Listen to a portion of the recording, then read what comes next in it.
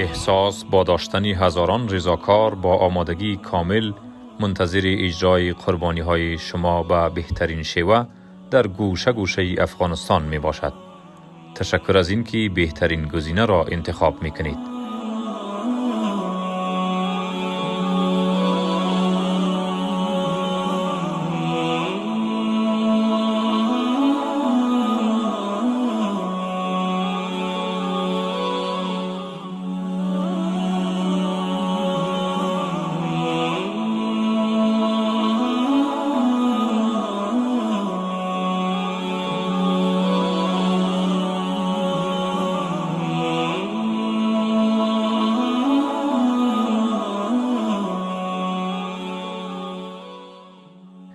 احساس، پل ارتباط میان اغنیا و فقرا.